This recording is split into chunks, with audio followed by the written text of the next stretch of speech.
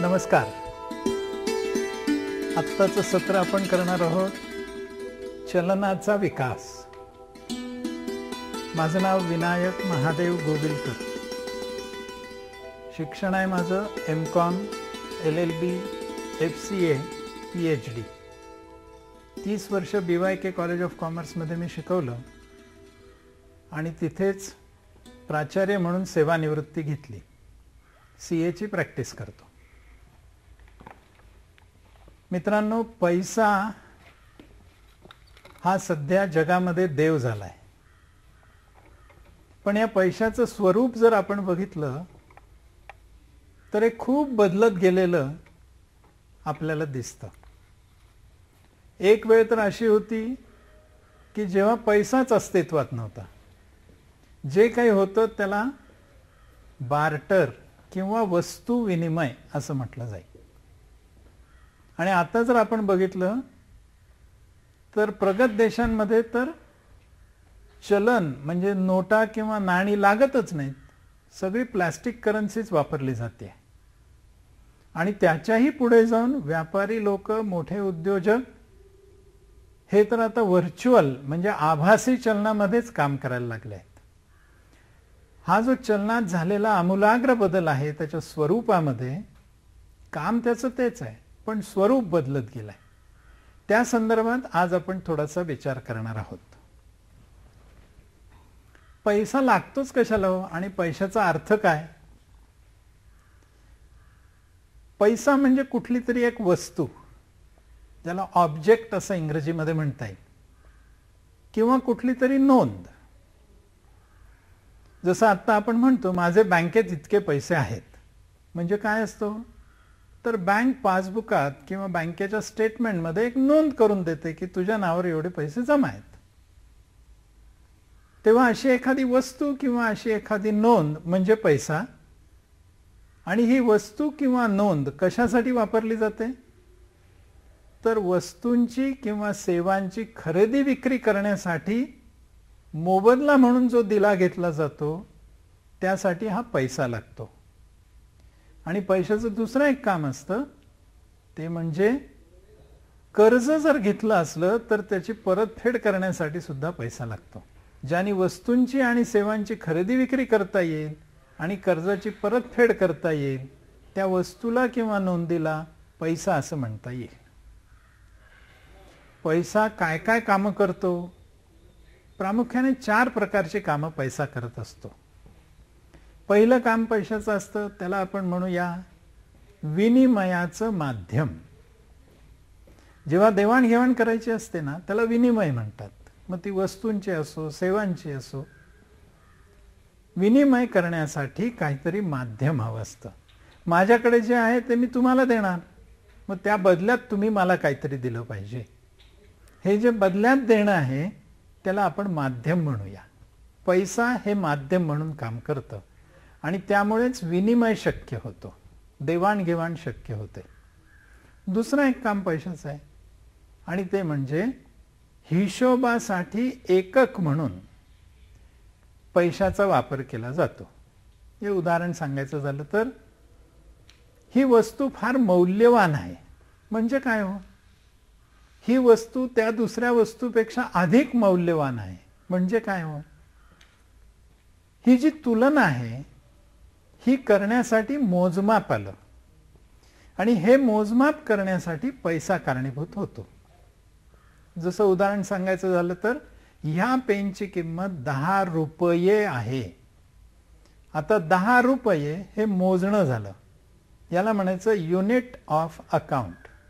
हिशोबासाठी एकक म्हणून पैसा काम करतो. तिसरं, जे काही मूल्य आहे त्याची साठवणूक करण्यासाठी पैसा कारणीभूत होतो. वस्तूंची साठवणूक करता येईल पण वस्तूंची साठवणूक करायला अनेक मर्यादा आहेत.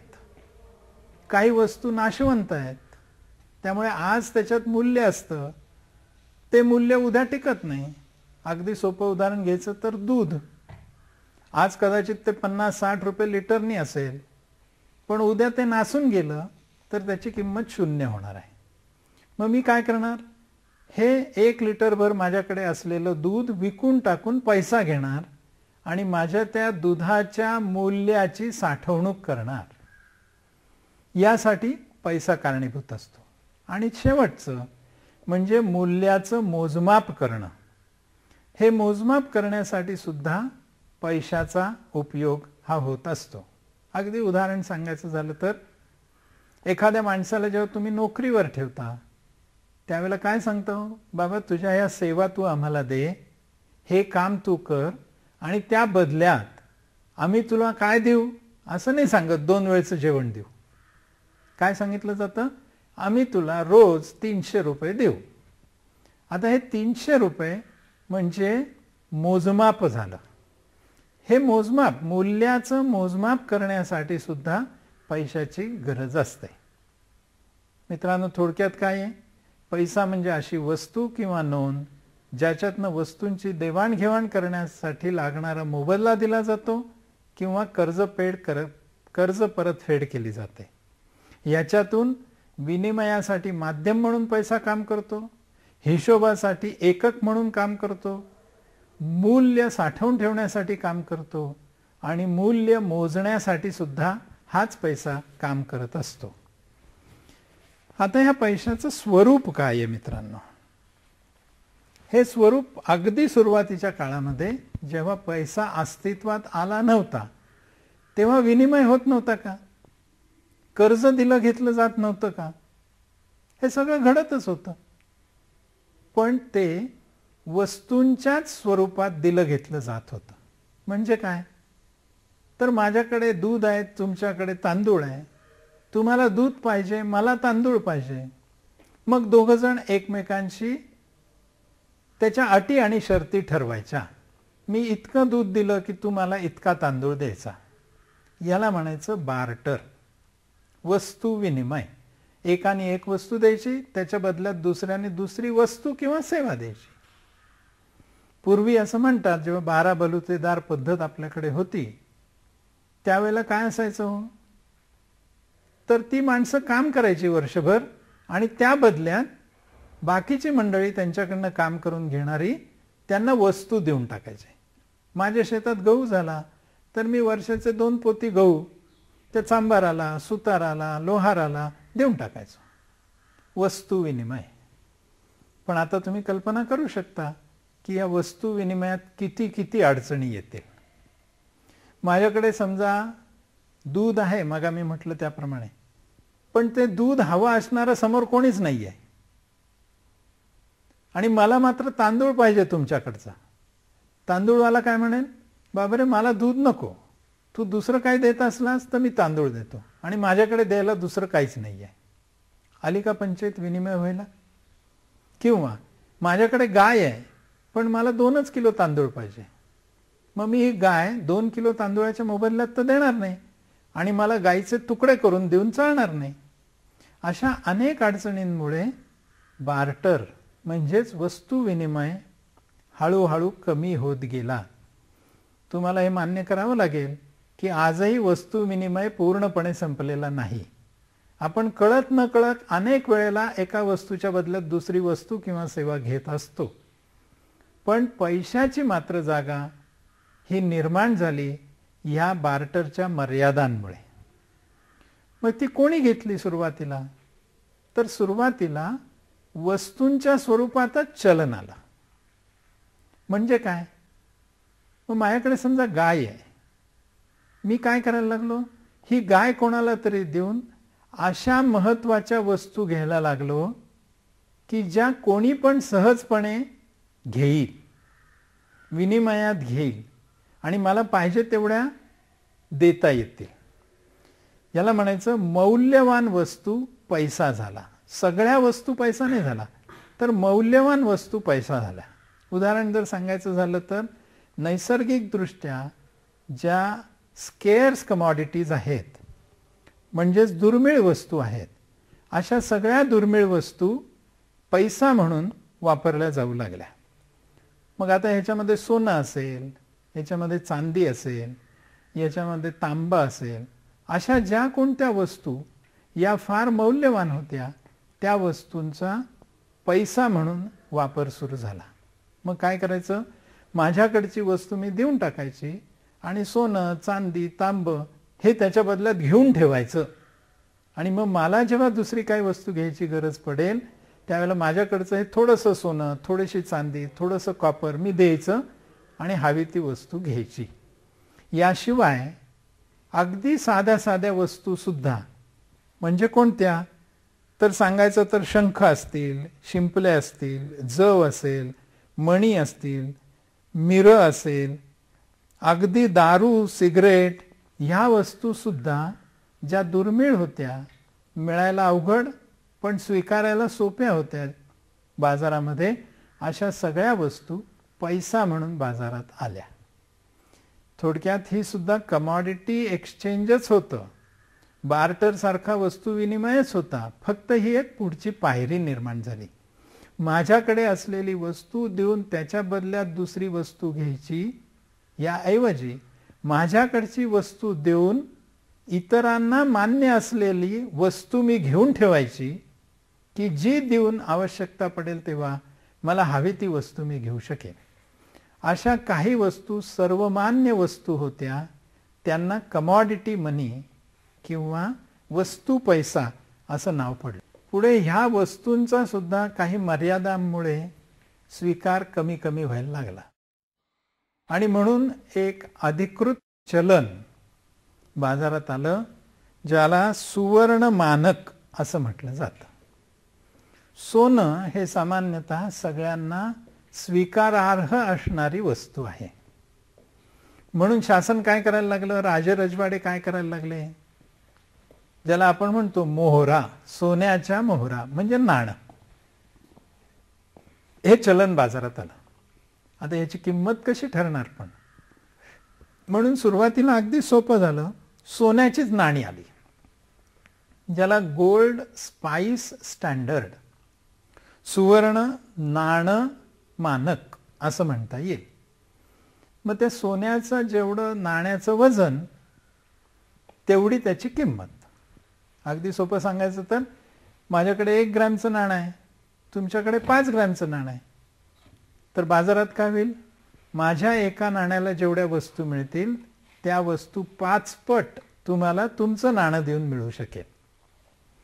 याला म्हणायचं गोल्ड स्पेसी स्टँडर्ड, सोन्याचीच नाणी आणि त्या नाण्यांची किंमत ही त्या नाण्याच्या वजनानुसार. दुसरं एक आलं ते म्हणजे गोल्ड बुलियन स्टँडर्ड, ज्याला मराठीत सुवर्ण धातू मानक असं म्हणता येईल. इथे काय झालं, आपल्या सगळ्यांना माहिती आहे की सोनं जर खूप हाताळलं गेलं तर ते घटतं, त्याचं वजन कमी होतं, म्हणून त्याची झीज होते. ही झीज झाली, वजन कमी झालं की आपोआपच त्याची किंमत कमी होणार. म्हणून मग काय केलं गेलं, नाणं सोन्याचं करायच्या ऐवजी नाणं दुसऱ्या कुठल्या तरी धातूचं करायचं आणि त्या नाण्यावर सोन्याच्या वजनाचा शिक्का मारायचा. म्हणजे हे नाणं निकेलचं आहे समजा, ॲल्युमिनियमचं आहे समजा, तांब्याचं आहे समजा, आणि त्याच्यावर लिहिलं 5 ग्रॅम सोनं, तर ते नाणं देऊन 5 ग्रॅम सोनं मिळण्याची शक्यता निर्माण झाली. याला म्हणायचं gold bullion standard. Gold specie स्टँडर्डमध्ये सोन्याचं नाणं, वजनानुसार किंमत. गोल्ड बुलियन स्टँडर्डमध्ये नाणं कोणत्याही धातूचं, पण ते नाणं किती ग्रॅम सोन्यासाठी एक्सचेंज केलं जाईल ते त्याच्यावर लिहिलेलं असेल. आणि तिसरा एक प्रकार होता, त्याला गोल्ड एक्सचेंज स्टँडर्ड असं म्हणतात. म्हणजे काय, सुवर्ण विनिमय. इथे तुम्हाला सोनं नाही मिळणार परतीत, नाणं कशाचंही असेल, पण त्या नाण्याच्या बदल्यात सोनं नाही मिळणार, तर नाण्याच्या बदल्यात अशा दुसऱ्या देशाचं चलन मिळेल की जे चलन सोन्यात कन्व्हर्ट होऊ शकतं. त्याला म्हणायचं गोल्ड एक्सचेंज स्टँडर्ड. अशा 3 प्रकारचं सुवर्ण मानक अनेक वर्ष, अनेक दशकं हे बाजारामध्ये होतं. साधारणपणे महायुद्धांपर्यंत ही सोन्याचं कुठल्या ना कुठल्या तरी स्वरूपात मानक अस्तित्वात होतं. आता बघा, पहिल्यांदा वस्तूला वस्तू दिली गेली, मग काय बदल झाला? अशा काही वस्तू निवडल्या लोकांनी की ज्या सगळ्यांना मान्य आहेत, स्वीकारता येण्यासारख्या आहेत. आणि मग तुमच्याकडची वस्तू अशा मान्यताप्राप्त वस्तूंमध्ये आधी कन्व्हर्ट करून ठेवायची आणि मग ती मान्यताप्राप्त वस्तू देऊन आपल्याला हव्या त्या वस्तू घ्यायच्या. इथे पैसा अस्तित्वात आला, पण तो पैसा वस्तूच्या स्वरूपात होता. त्याचे पुढचा टप्पा म्हणून सोन्याचं चलन आलं. त्यामुळे वस्तू काय किंवा सोनं काय ह्याला आपण रिप्रेझेंटेटिव्ह मनी असं म्हणू शकतो. मराठीत त्याला प्रातिनिधिक पैसा असं म्हणता येईल. इथे पैशाचं कोणीतरी प्रतिनिधित्व केलं, मग ती वस्तू असेल, नोंद असेल, सर्टिफिकेट असेल, काही पण असू शकेल, आणि ते तुम्हाला सोन्याच्या विशिष्ट क्वांटिटीमध्ये किंवा चांदीच्या विशिष्ट क्वांटिटीमध्ये कन्व्हर्ट करून मिळण्याची शक्यता निर्माण झाली. याला म्हणायचं रिप्रेझेंटेटिव्ह मनी. पुढे याचा विकास कसा झाला तेही आपल्याला बघता येईल. 1920च्या सुमारास पहिल्या महायुद्धानंतर जगामध्ये महामंदी आली आणि सगळ्या देशांचं सुवर्ण विनिमय होतं. म्हणजे काय आपण बघितलं आता, सोन्याचा जेवढा साठा असेल त्या प्रमाणात चलन निघायचं. कारण चलनाचा प्रत्येक नाणं असो किंवा नोट असो ही सोन्यात कन्व्हर्ट होणं अनिवार्य होतं. लोकांना खात्री होती आणि शासनाने किंवा राजाने तशी खात्री दिलेली होती. त्यामुळे जेवढा सोन्याचा साठा तेवढं चलन, एक तर सोन्याची चलनं किंवा सोन्यामध्ये कन्व्हर्ट होईल असं कुठल्याही धातूचं नाणं. पण हे ज्यावेळेला मोठी महामंदी आली त्यावेळेला मात्र असं लक्षात आलं की मागणी वाढवण्यासाठी पैशाचा पुरवठा वाढवला पाहिजे. पैशाचा पुरवठा वाढला की लोकांची क्रयशक्ती वाढेल आणि क्रयशक्ती वाढली की आपोआपच लोकांची मागणी वाढेल आणि मागणी वाढली की सगळंच आर्थिक चक्र वेगाने फिरायला लागेल आणि मंदी जाईल. म्हणून आर्थिक असा जो सिद्धांत मांडला गेला अधिक पैसा बाजारात आणण्याचा, त्याचा परिणाम म्हणून इंग्लंडमध्ये एक जो सोन्याचा कायदा होता, ब्रिटिश गोल्ड स्टँडर्ड ऍक्ट 1925चा, तो कायदा रिपील केला, काढून टाकला आणि गोल्ड स्टँडर्डला त्यांनी रामराम केला. परिणाम काय झाला? तेव्हापासून सोन्यामध्ये चलन करणं किंवा असलेलं चलन सोन्यात कन्व्हर्ट करणं हे बंद झालं. जगाच्या पाठीवर त्यावेळेला ब्रिटिश साम्राज्य पसरलेलं होतं. त्यामुळे ब्रिटिश पाऊंडाला खूप महत्त्व होतं आणि हा पाऊंड सोन्यामध्ये कन्व्हर्ट होणारा असल्यामुळे त्या पाऊंडाचं महत्त्व टिकून होतं. प्रत्येक देशाला आपलं चलन होतंच, पण तरी पण ब्रिटिश पाऊंडाचं महत्त्व, कारण ते सोन्यात कन्व्हर्ट होणारं होतं. हा कायदा काढून टाकल्यानंतर मात्र ब्रिटिशांचा पाऊंड हा सोन्यात कन्व्हर्टेबल राहिला नाही आणि एकदम जगामध्ये अशी एक पोकळी निर्माण झाली, भीतीचं वातावरण निर्माण झालं की आता कशावर विश्वास ठेवायचा. म्हणून 1944 साली ब्रेटन वुड्स या गावी एक परिषद झाली.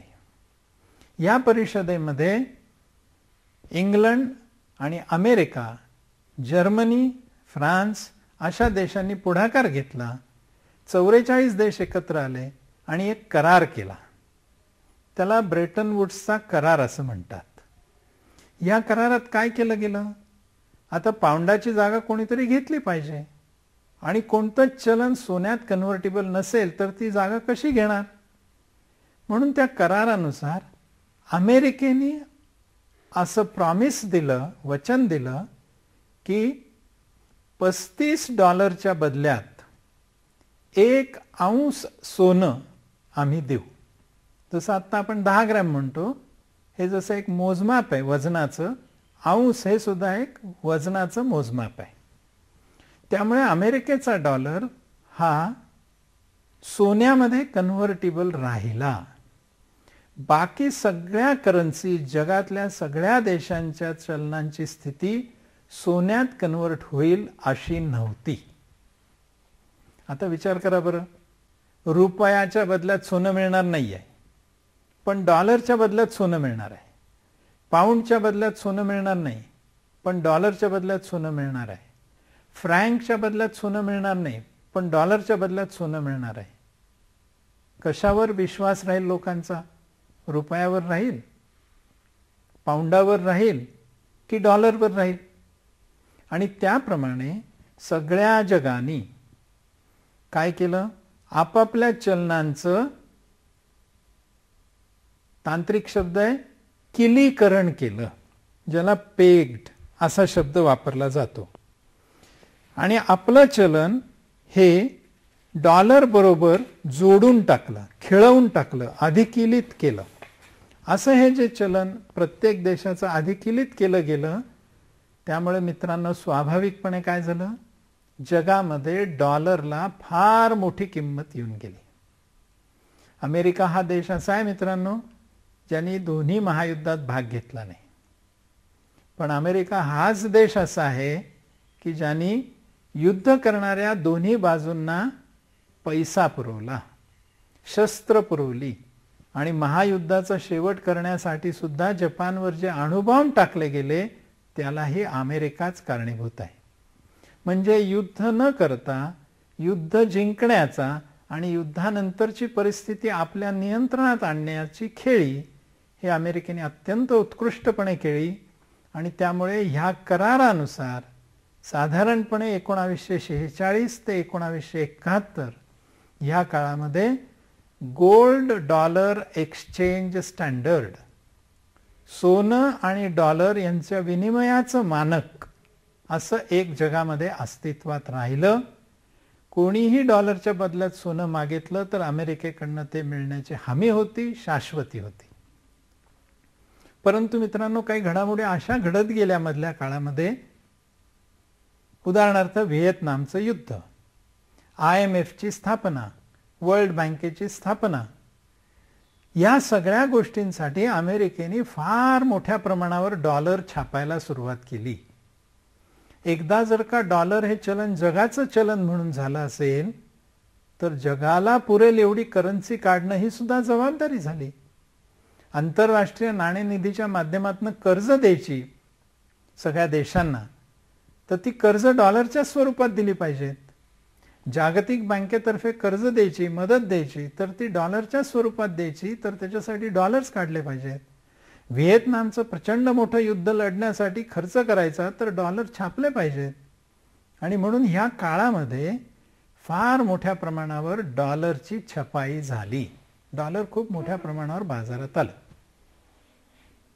काही देशांना शंका यायला लागली की अरे, अमेरिका इतक्या मोठ्या प्रमाणावर चलन छापत आहे, डॉलर छापत आहे एका बाजूला, आणि दुसऱ्या बाजूला असं म्हणतीये की आम्ही डॉलरच्या बदल्यात सोनं देऊ. डॉलर तर खूप मोठ्या प्रमाणात छापले जाते, तेवढ्या प्रमाणात सोनं आहे का अमेरिकेकडे? अशी शंका यायला लागली.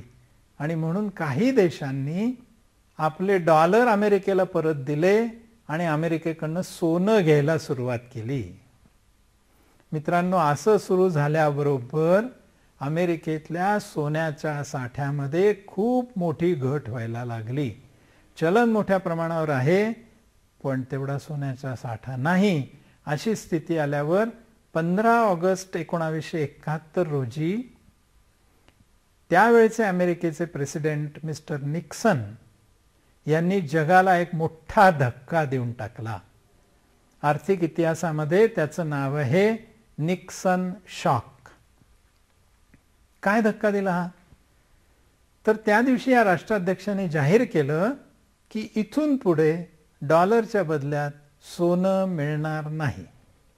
म्हणजेच डॉलर हा सोन्यात कन्व्हर्ट होणार नाही.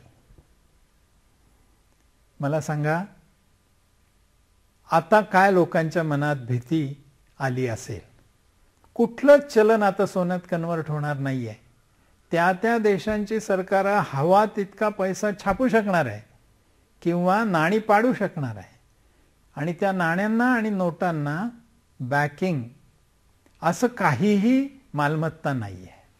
अशी स्थिती 71 साली आली आणि गोल्ड डॉलर एक्सचेंज स्टँडर्ड त्या ठिकाणी संपुष्टात आलं. आणि मग काय झालं, मग जी पैसा जो बाजारात आला त्या पैशाला फियाट मनी असं म्हटलं जातं. आता फियाट ह्या शब्दाचा अर्थ वैध किंवा आदिष्ट असं म्हणता येईल. म्हणजे काय हो, म्हणजे शासन म्हणतं की हा पैसा खरा, हा वैध पैसा आहे आणि हा पैसा न स्वीकारणं हा गुन्हा आहे. म्हणून त्या पैशाची किंमत शासनाच्या एखाद्या आदेशाने ठरवली गेली. मला वाटतं हे समजायला अगदी सोपं आहे. तुमच्या खिशातली नोट काढा, त्याच्यावर 10 रुपये छापलं असलं तर त्या कागदाची किंमत 10 रुपये, त्याच्यावर 100 छापलं असलं तर त्या कागदाची किंमत 100 रुपये, त्याच्यावर 1000 रुपये छापलं असलं तर त्या कागदाची किंमत 1000 रुपये. म्हणजे तो कागद 1000 रुपयाचा नाही आहे, तर सरकारची ऑर्डर 1000 रुपयाची आहे म्हणून त्या कागदाची किंमत 1000 रुपये आहे. सरकार जबाबदारी नाही घेत की हे 1000 रुपये द्या, आम्ही तुम्हाला 1000 रुपयाचं सोनं देऊ, असं सरकार खात्री नाही देत. याला म्हणायचं फियाट मनी. पूर्वी सोन्याची बॅकिंग असलेला पैसा येत होता, त्यामुळे त्या नाण्याची किंमत, नाण्याचं मूल्य हे सोन्याच्या वजनाने आपोआपच निश्चित केलं जायचं. आता ही नाणी पण सोन्याची नाही आहेत, चलन कागदाचं आलेलं आहे. त्याला किंमत कशामुळे आली, तर शासनाच्या एका ऑर्डरमुळे आली. याला म्हणायचं फियाट करन्सी. आणि ही शासन कायदेशीर करन्सी आहे असं म्हणतं. सर्व प्रकारची कर्ज देणं घेणं, मालाचा विनिमय करणं, यासाठी ही फियाट मनी वापरली जाते. मला वाटतं पैशाचा जो विकास आपण बघतो आहोत, स्वरूपातला जो बदल आपण बघतो आहोत, ते ह्या टप्प्यापर्यंत, फियाट मनीच्या टप्प्यापर्यंत आपण आलेलो आहोत. आता आपण पुढे जाऊया आणि आणखीन एक जो बदल झाला तो म्हणजे बँका आल्या. बँक काय करते, बँकेकडे स्वतःचे पैसे असतात का? फार थोडे असतात. त्यांचं जे भांडवल असेल तेवढेच त्यांचे पैसे. बाकीचे पैसे कुठून येतात? बाकीचे पैसे हे ठेव किंवा कर्ज रूपात बँक स्वीकारते. तुम्ही आणि मी सेव्हिंग खातं उघडतो, करंट अकाउंट उघडतो, डिपॉझिट अकाउंट उघडतो आणि पैसे नेऊन ठेवतो बँकेकडे. ते पैसे आपले आहेत, बँकेचे नाही आहेत. बँक फक्त आपले ते पैसे सांभाळते आहे, म्हणून पैसा बँकेचा नाही आहे. आणि बँक तरी ते सांभाळते म्हणजे काय, एखाद्या गोडाऊन सारखं करते का बँक? गोडाऊनमध्ये काय होतं, समजा मी काही माल नेऊन टाकला गोडाऊनमध्ये आणि मला हवा असला तर माझाच माल मला परत मिळतो, कारण तिथे फक्त माझा माल सांभाळला जातो. बँकेच्या बाबतीत असं होतं का हो? माझाच पैसा मला परत मिळेल अशी शक्यता आहे?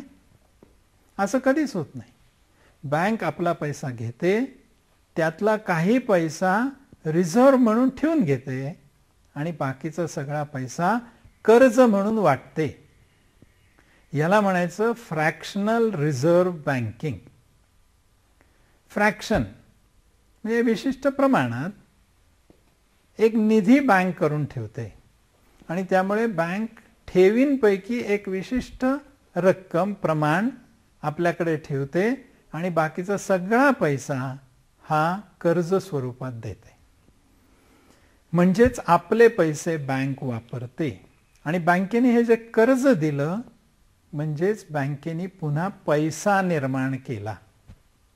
आधी पैसा वस्तूंचा होता मित्रांनो, मग काही वस्तू पैसा झाल्या, मग सोनं पैसा झाला, मग कागद पैसा झाला आणि सरकारची ऑर्डर त्याला मिळाली.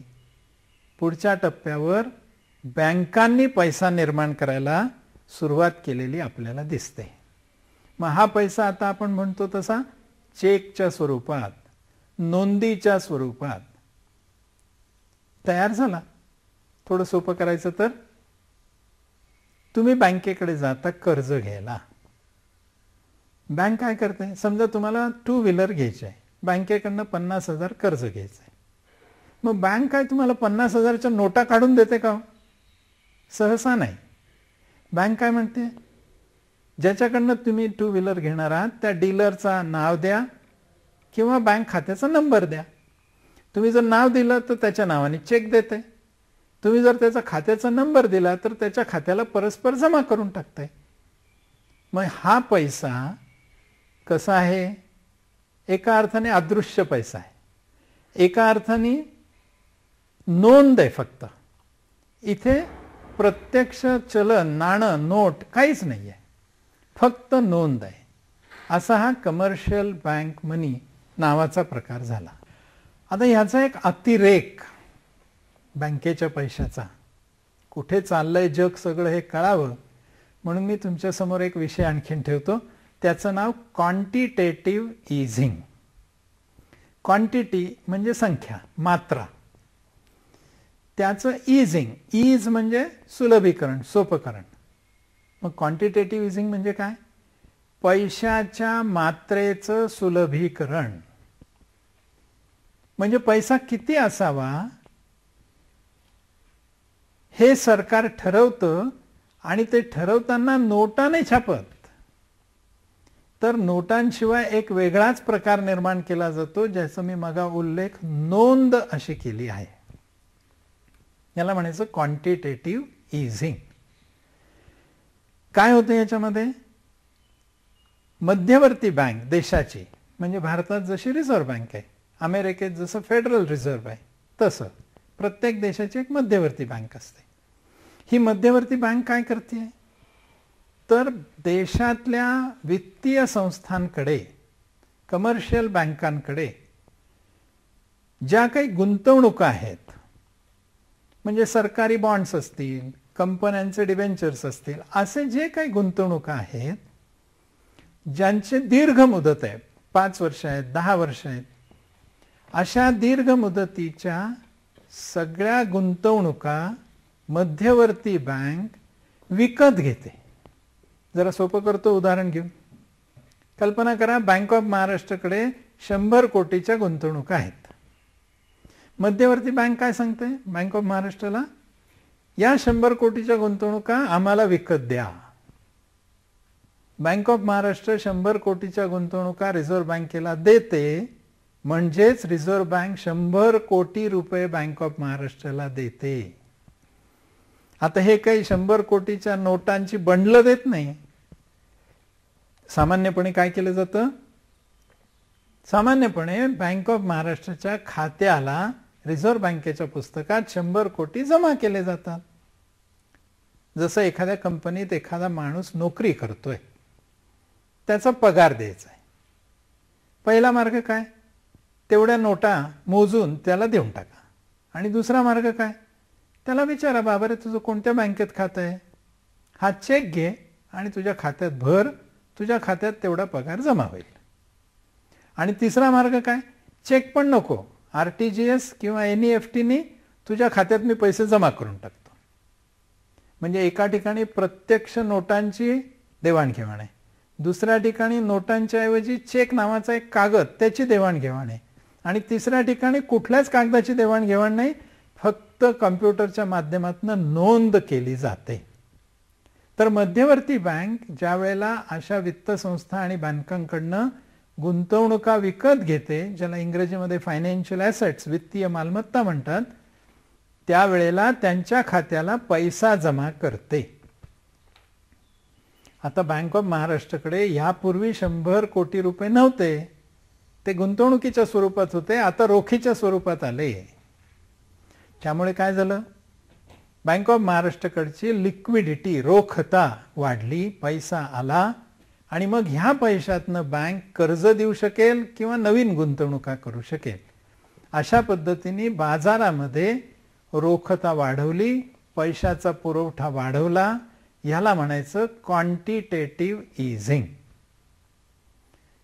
याच्यासाठी मात्र मध्यवर्ती सरकारला, केंद्र सरकारला संमती देऊन मध्यवर्ती बँक असा पैसा निर्माण करतं. हे कधी नोटा छापून करतं, तर कधी फक्त बँकेच्या खात्याला एक क्लिक ऑफ कॉम्प्युटरनी पैसे जमा झाल्याची नोंद करून टाकतं. मित्रांनो, अजिबात दचकू नका. हे अगदी कॉमन आता जगभरात झालेलं आहे. आत्ता जर ताजं उदाहरण द्यायचं झालं तर 2008 साली अमेरिकेमध्ये एक मोठी मंदी आली आणि त्या मंदीतनं मार्ग काढण्यासाठी अमेरिकेच्या फेडरल रिझर्व्हने आणि अमेरिकेच्या सरकारने हा क्वांटिटेटिव्ह इझिंगचा वापर फार मोठ्या प्रमाणावर केला. पण त्यापूर्वी सगळ्यात पहिल्यांदा बँक ऑफ जपानने मंदीतून मार्ग काढण्यासाठी या क्वांटिटेटिव्ह इझिंगचा वापर 19 मार्च 2001 पासून करायला सुरुवात केली होती. पैसा बाजारात सोडायचा. हा पैसा बाजारात आला की लोकांच्या हातात पैसा येईल, त्यांनी क्रयशक्ती वाढेल, त्यांनी मागणी वाढेल आणि मागणी वाढल्यानंतर आपोआपच आर्थिक चक्र चांगलं चालून मंदी जाईल. हा प्रयोग पहिल्यांदा जपानने केला. त्यानंतर मी आत्ता म्हटल्याप्रमाणे 2007 साली जी मंदी आली त्यावेळेला युनायटेड किंगडम म्हणजेच इंग्लंडनी आणि युरोपातल्याही काही देशांनी याचा प्रयोग केला. सगळ्यात मोठा वापर ह्याचा जो केला तो अमेरिकेने केला. आता तो वापर जो झाला आहे, मला असं वाटतं या चित्रात थोडासा तो वापर लक्षात येईल. सप्टेंबर-ऑक्टोबर 2008 साली क्वांटिटेटिव्ह इझिंगचा पहिला टप्पा अमेरिकेने सुरू केला. तो साधारणपणे 31 मार्च 2010 पर्यंत चालू राहिला. म्हणजे मित्रांनो, जवळपास 1.5-2 वर्ष हा प्रयोग चालू राहिला. खूप मोठ्या प्रमाणावर मध्यवर्ती बँकेने पैसा काढला आणि तो बँकांकडे दिला. त्यानंतर क्वांटिटेटिव्ह इझिंगचा दुसरा टप्पा सुरू झाला. तो 2010च्या नोव्हेंबर पासून जो सुरू झाला तो जून 2011 पर्यंत चालू राहिला आणि त्यानंतर 2011 जून पासून जो टप्पा सुरू झाला तो आजही चालू आहे. किती वर्ष झाली बघा. जवळपास 7 वर्ष झाली अमेरिकन सरकार पैसा बाजारात टाकत आहे. त्याला कोणतंही बॅकिंग नाही आहे. थेट चलन छापणं सुद्धा गरजेचं नाही आहे. फक्त कॉम्प्युटरवर एक क्लिक करून सरकारच्या खात्याला पैसा जमा केला जातो. म्हणजेच एक नोंद केली जाते. सरकार त्या नोंदीतनं देशातल्या बँकांना त्यांच्याकडच्या गुंतवणुका विकत घेऊन पैसा क्रेडिट करतं आणि हा पैसा जो क्रेडिट बँकांकडे झालेला आहे त्यातून ह्या बँका अधिक कर्ज देतात किंवा अधिक गुंतवणूक करतात. मला असं वाटतं हे किती कॉम्प्लिकेटेड आहे हे आपल्या लक्षात आलं असेल. भारतामध्ये ज्या फार मोठ्या प्रमाणावर विदेशी गुंतवणुका येत आहेत ना मित्रांनो, त्या सगळ्या अमेरिकेमध्ये भरपूर पैसा आहे, युरोपात भरपूर पैसा आहे. तो गुंतवायचा कुठे? म्हणून भारतामध्ये येत आहेत. तोही एक विचार आपण मनात ह्या क्वांटिटेटिव्ह इझिंगच्या बाबतीत केला पाहिजे. किती पैसा आलाय माहिती आहे? सुरुवातीच्या काळामध्ये जवळपास 600 अब्ज डॉलरच्या सिक्युरिटीज विकत घेतल्या आणि 1.43 ट्रिलियन इतक्या सिक्युरिटीज म्हणजेच इतके पैसे बाजारामध्ये पहिल्या टप्प्यामध्ये अमेरिकेच्या मध्यवर्ती बँकेने टाकले. दर महिन्याला 85 अब्ज डॉलर्स एवढे पैसे अमेरिका बाजारात टाकते आहे आणि हे पैसे बाजारात आल्यानंतर 1 अब्ज म्हणजे 100 कोटी, 85 अब्ज म्हणजे 8,500 कोटी डॉलर्स गुणिले 60-65 आपला एक्सचेंज रेट लावा त्याला. म्हणजे किती पैसा अमेरिका दर महिन्याला बाजारात टाकते याची कल्पना तुम्हाला येऊ शकेल. एवढा पैसा बाजारात आला आणि त्यामुळे स्वाभाविकपणे बाजारात भरपूर पैसा आला. जरा आढावा घ्या आता आपण कुठून कुठपर्यंत आलो. वस्तू विनिमय पहिला टप्पा.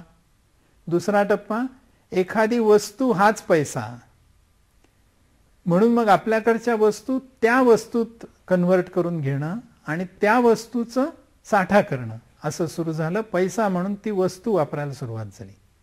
हा झाला दुसरा टप्पा. तिसऱ्या टप्प्यात सोनं, त्याची नाणी आली किंवा नाणं कसलंही असलं तरी सोन्यात कन्व्हर्टिबिलिटी होती. त्यानंतर डॉलर चलन झालं आणि सगळं जग आपापल्या करन्सीज, आपापली चलनं डॉलर बरोबर जोडून घेणारी अशी झाली. हा एक भाग झाला. त्याच्या पुढचा टप्पा आला ज्याला मी बँक मनी म्हटलं आणि त्याच्यानंतरचा टप्पा आला तो क्वांटिटेटिव्ह इझिंगचा. पण इथेच हा प्रवास संपत नाही मित्रांनो. त्यानंतर आलंय त्याला म्हणतात डिजिटल करन्सी. डिजिटल हा शब्द आता सगळ्यांना पाठ झालेला आहे.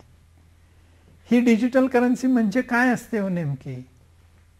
तर जी काही सरकारची करन्सी नाही आहे, सरकारने ज्याला मान्यता दिली अशी करन्सी नाही आहे. अगदी एक सोपं उदाहरण सांगू. काही काही दूधवाले असे आहेत की जे काय सांगतात, आमच्याकडनं तुम्ही कुपनं घेऊन जा महिन्याभराची, त्याचे पैसे आत्ता भरा, कुपनं घेऊन जा आणि ज्यावेळेला तुम्ही दूध घ्याल त्यावेळेला कुपन देत जा. मला सांगा मित्रांनो, हे कुपन करन्सीच झाली ना, चलनच झालं ना, कारण त्याच्या बदल्यात मला वस्तू मिळायला लागल्या. दुसरं एक उदाहरण घ्या.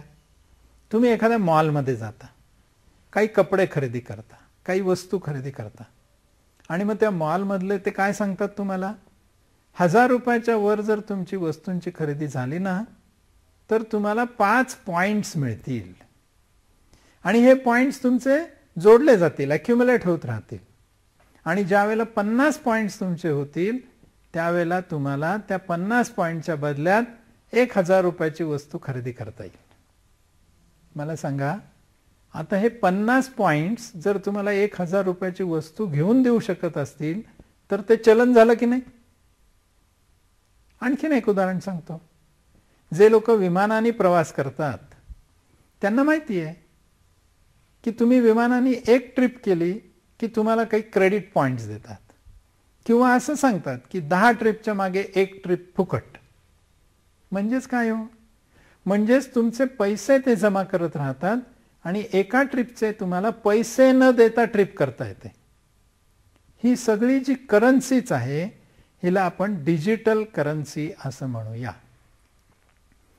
अशी डिजिटल करन्सी म्हणजे जशी मॉलमध्ये एखादी असते, जशी एखाद्या विमान कंपनीची असते, जशी एखाद्या डेअरीची असते, अशी एखादी खाजगी कंपनी का नाही काढू शकणार डिजिटल करन्सी? म्हणून अमेरिकेमध्ये fluz.com या न्यूयॉर्क मधल्या शहरातल्या एका कंपनीने करन्सी काढली आणि सांगितलं की आमचे हे स्टॅम्प्स तुम्ही विकत घ्या, याची किंमत अमुक अमुक असेल. अशा प्रकारची करन्सी त्या कंपनीने काढली. ह्याला म्हणतात डिजिटल करन्सी. 1999 पासून ते ऑगस्ट 26, 2001 पर्यंत ही कंपनी चालू राहिली आणि एवढ्या छोट्या काळात 2 वर्षाच्या काळामध्ये साधारणपणे 3.5 कोटी ते 5 कोटी डॉलर्स इतका व्यवहार त्यांच्या चलनात झाला. चलनाचा हा आणखीन एक वेगळा प्रकार आपल्याला पाहायला मिळतो. आणि मित्रांनो, ह्याच्या पुढचा अगदी ताजा प्रकार जो आत्ता आलेला आहे त्याचं नाव आहे बिटकॉइन्स. खूपच इंटरेस्टिंग असं हे चलन आहे. आधीचं जे डिजिटल चलन होतं त्याच्यामध्ये मी म्हटल्याप्रमाणे निदान एक कंपनी तरी होती जिचं नाव fluz.com, की जी कंपनी असं म्हणत होते हे चलन आम्ही काढलंय. आता बिटकॉइन्स नावाचं जे चलन आलंय ना त्याचा कर्ता कोण आहे हे जगाला माहिती नाहीये आणि सगळं जग ह्याचा शोध घेतंय की बिटकॉइन्स आणलेत कोणी. असं पसरवलं गेलं की सतोशी नाकामोटो नावाच्या माणसानी या चलनाची संकल्पना केली, त्याचं डिझाईन केलं आणि विकास केला. पण जेव्हा शोध घेतला गेला ना तेव्हा असं लक्षात आलं की सतोशी नाकामोटो नावाचा माणूसच अस्तित्वात नाहीये. मग ही करन्सी म्हणजे काय आहे? परंपरेप्रमाणे आपल्या डोक्यात करन्सी म्हणजे नोट किंवा नाणं किंवा बँकेचं चेक किंवा बँकेचं क्रेडिट कार्ड किंवा बँकेचं डेबिट कार्ड असं बिटकॉईन्सच्या बाबतीत काहीही नाही. त्याला स्वरूपच नाही, त्याची फक्त नोंद आहे. आणि ती नोंद सुद्धा इंटरनेटवर आहे. तुम्हाला आवश्यक असलं तर तुम्ही प्रिंट आउट काढू शकता. पण तुम्ही जर म्हटलात मला बिटकॉईन्स द्या, तर ती फक्त नोंदीच्या स्वरूपातच मिळतील. 5 रुपयाचं नाणं, 1 रुपयाचं नाणं असं काहीही मिळणार नाही. म्हणून त्याला म्हणतात बिटकॉईन हे आभासी चलन आहे. इंग्रजीत त्याला व्हर्च्युअल करन्सी असं म्हणतात. आणि ही करन्सी, हे चलन कोणीही एका व्यक्तीने, संस्थेने किंवा सरकारने काढलेलं नाही आणि नियंत्रितही केलेलं नाही. जरा सगळं गमतीचंच वाटतंय ना, गोंधळाचंच वाटतंय ना, पण हे असं आहे. तुम्हाला जर मी असं सांगितलं की तुम्हाला आज बिटकॉईन विकत घ्यायचं असेल, विकत घ्यायचं म्हणजे तुमच्या हातात काहीच मिळणार नाही, मी मग सांगितलं तसं, कारण हे सगळं आभासी आहे. फक्त तुमच्या खात्याला क्रेडिट होईल एक बिटकॉईन, एवढंच. जसं तो मॉलमधला माणूस तुमच्या खात्याला पॉइंट्स क्रेडिट करतो, तसं हे चलन तुमच्या खात्याला क्रेडिट होईल. आत्ता असं जर 1 बिटकॉईन तुम्ही खरेदी करायला गेलात ना, तर त्याची किंमत आहे $922, म्हणजे साधारण 57,000 रुपयाला 1 बिटकॉईन विकत मिळू शकतं. असं एक नवीन आभासी चलन बाजारात आलंय. तुमच्या मनात प्रश्न येईल, हे बिटकॉईन मग निर्माण कसे होतात? त्याला शब्द वापरला गेलाय मायनिंग द बिटकॉइन्स. माइन म्हणजे खाण, खाणीतनं काढणं. 2 प्रकारे बिटकॉइन्स अस्तित्वात येतात.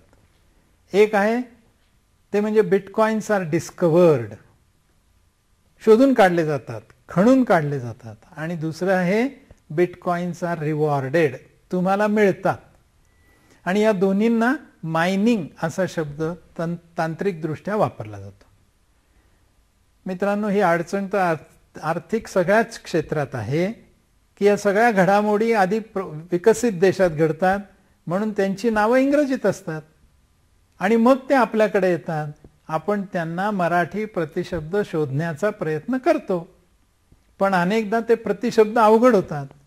म्हणून मी हे इंग्रजी शब्द सुद्धा तुमच्या समोर ठेवतोय. ज्यांना हे बिटकॉईन पाहिजे आहे ते कसे मिळवू शकतात? त्याचा एक सोपा मार्ग आहे, एकमेव मार्ग आहे. तो मार्ग असा की एक वेबसाईट आहे, त्या वेबसाईटवर काही गणितीय अशी प्रमेय, प्रश्न दिलेले आहेत. ते तुम्ही सोडवायचे ऑनलाईन, आणि ते जर तुम्ही योग्य प्रमाणे सोडवलं असं त्या कम्प्युटरला वाटलं, त्या साईटला वाटलं, तर तुम्हाला बिटकॉइन्स क्रेडिट केले जातात. म्हणजे बिटकॉइन मिळवण्यासाठी डोकं वापरायचंय, त्या वेबसाईटवर जायचंय, त्या वेबसाईटवरचा तो प्रॉब्लेम सोडवायचा आहे. तो प्रॉब्लेम तुम्ही योग्य प्रकारे सोडवला असं जर त्या साईटला वाटलं, तर मग ती साईट तुम्हाला बिटकॉइन्स क्रेडिट करेल.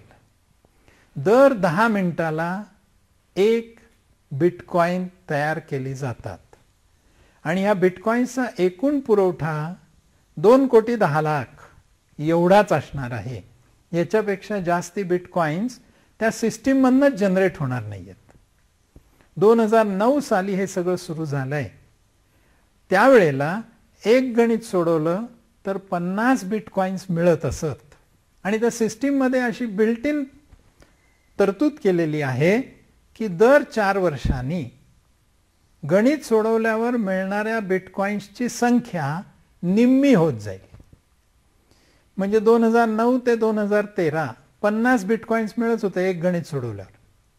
2013 पासून 50च्या जागी 25च बिटकॉइन्स मिळणार आहेत, आणि ती 2017 पर्यंत. 17च्या पुढे जर गेलात तर ती 12.5च होणार आहे. अशा पद्धतीने किती बिटकॉइन्स क्रिएट करायची याच्यावर बंधन आलेलं आहे. कारण अधिकाधिक लोक गणित सोडवायला लागतील, त्यामुळे अधिकाधिक उत्तर बरोबर येतील, आणि एकूण साठा तर 21 दशलक्ष एवढाच आहे. अशी ही रचना त्या साईटवर करून ठेवलेली आहे. तुमचं गणित बरोबर आलं की तुम्हाला बिटकॉइन्स क्रेडिट होणार.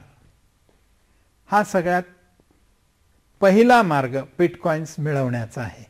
पण फार अवघड आहे, कारण ते गणित सोडवता आलं पाहिजे, तुम्ही सोडवलेलं उत्तर बरोबर असलं पाहिजे. आणि म्हणून मग दुसरा मार्ग काय आहे?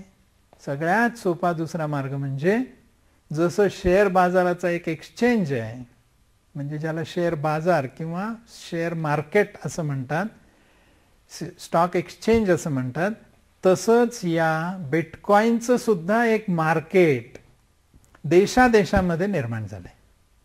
सगळ्यात फेमस असं जपानमध्ये मार्केट आहे, ज्याला मार्केट गॉक्स असं म्हणतात. आणि ह्या मार्केटवर बिटकॉइन्सची खरेदी विक्री होत असते. ती खरेदी विक्री मगा सांगितलं तसं $922 एक बिटकॉइन मिळू शकतं आणि ते तुम्ही घेऊन त्यातनं व्यवहार करू शकता. या सगळ्या बिटकॉइनचं एक सार्वजनिक रेकॉर्ड प्रत्येक व्यवहाराचं ठेवलेलं आहे. पण मित्रांनो, त्याच्यात तुमचं नावच नसतं. काय असतं तर तुम्ही ज्यावेळेला लॉग इन होता ते गणित सोडवायला, त्यावेळेला तुम्हाला एक असा नंबर दिला जातो ज्याला युनिक डिजिटल नंबर असं म्हणतात. माणूस म्हणून तुम्हाला तिथे कुठलंही आयडेंटिटी नाही. आता कल्पना करा, बिटकॉइन्स कोण क्रिएट करतं माहिती नाही, कोण धारण करतं तेही कळत नाही, कारण तिथे कोणाचे नाव येत नाही, तिथे फक्त नंबर येतो. आणि अशा बिटकॉइन्सचा जगभरात अब्जावधी डॉलरची उलाढाल चालू आहे. अनेक लोक बिटकॉइन्समध्ये पेमेंट करतायत, बिटकॉइन्समध्ये पेमेंट्स घेतायत. बँका टिकतील की नाही अशी भीती आली आहे. प्रत्यक्ष चलनाला कुठल्याही मालमत्तेचा पाठिंबा नाही अशी स्थिती आहे. अशा वेळेला बिटकॉइननी फार मोठी बाजारपेठ काबीज केली आहे. पण मित्रांनो, लक्षात घ्या, ज्याचा करता माहिती नाही, ज्याचा धारण करता माहिती नाही, अशा चलनामध्ये व्यवहार करणं किती जोखमीचं आहे. म्हणून जगातल्या सगळ्या देशांच्या सरकारांना ह्या चलनाने धास्ती निर्माण झालेली आहे. आणि असं भीती वाटतेय की गैरकानूनी कामांसाठी, आतंकवादी गतिविधींच्या साठी पैसा पुरवायला किंवा मनी लॉन्ड्रिंगसाठी ह्या बिटकॉइनचा उपयोग होतोय का? अमेरिकेमध्ये त्यांची जी इंटेलिजन्स एजन्सी आहे FBI, त्यांनी एक वेबसाईट जिचं नाव सिल्क रोड असं होतं, जी बेकायदेशीरपणे अंमली पदार्थ विकत होते आणि त्याच्या बदल्यात बिटकॉइन्स घेत होते, ती वेबसाईट बंद करून टाकलेली आहे. चीननी सुद्धा बिटकॉइन्सची खरेदी विक्री करण्यावर बंदी आणलेली आहे. भारतातली काय स्थिती आहे? दीड वर्षापूर्वी भारतामध्ये बंगलोर या शहरामध्ये बिटकॉइन्सची एक जागतिक परिषद झाली आणि त्याच्यात चर्चा झाली. 2 दिवसाची ही परिषद झाली. त्यानंतर रिझर्व्ह बँकेने एक स्टेटमेंट, निवेदन दिलं आणि त्या निवेदनात असं म्हटलं की बिटकॉइन्स ही काही कायदेशीर करन्सी नाही, पण त्याच्यावर बंदी मात्र भारतामध्ये घातलेली नाहीये. मित्रांनो, पैशाचा हा सगळा प्रवास जो आहे, हा पैशाचा प्रवास कसा जोखमीचा सुरू झालाय. जोखीम कमी व्हावी म्हणून पैसा आला आणि पैशाचं स्वरूप बदलत बदलत बदलत आता असं झालं की ज्याच्याने आणखीन जोखीम वाढली. सुरुवातीला तर हा पैसा फक्त कागदाच्या स्वरूपात आला, त्याला कुठलंही मालमत्तेचा पाठिंबा राहिला नाही. त्यानंतर बँकांच्या स्वरूपात आला, पण बँकांकडे सुद्धा तेवढ्या प्रमाणात मालमत्ता असेल असं नाही. म्हणून बँकांच्या नंतर सरकारने नोटा छापायला, म्हणजे फक्त कॉम्प्युटरच्या क्लिकवर छापायच्या ऐवजी कॉम्प्युटरच्या क्लिकवर पैसा क्रेडिट करायला सुरुवात केली, ज्याला क्वांटिटेटिव्ह इझिंग म्हणतात. आणि त्याच्या पलीकडे अगदी आत्ता म्हणजे बिटकॉइन्स नावाचा एक पैसा आला, तो तर सगळ्यात मोठ्या जोखमीचा आहे. पैशाची ही चाललेली सगळी वाटचाल, मला असं वाटतं, सिक्युरिटी, सेफ्टीपासून, सुरक्षिततेपासून जोखमीकडे जाणारी आहे. त्यामुळे पुन्हा असा विचार जगभर सुरू झालाय की सोन्याच्या विनिमयाकडेच येणं गरजेचं ठरेल का? मोठे मोठे अर्थतज्ञ आता फार छान नावाने संबोधू लागलेले आहेत. रियल मनी अँड फेक मनी. पैसा तोच आहे, पण हा सगळा पैसा खोटा पैसा निर्माण झालाय. हा सगळा पैसा सरकार म्हणते याला मूल्य आहे म्हणून त्या पैशाला मूल्य आहे, अदरवाईज अन्यथा त्या पैशामध्ये कुठलंही खरं सांगायचं तर मालमत्तेचा पाठिंबा त्याला नाही. थोडंसं समजून घेऊया कसे कसे पैशामध्ये बदल होत चाललेत, म्हणजे मग आपल्यालाही व्यवहार करताना या सगळ्याचं भान ठेवून व्यवहार करता येतील. धन्यवाद.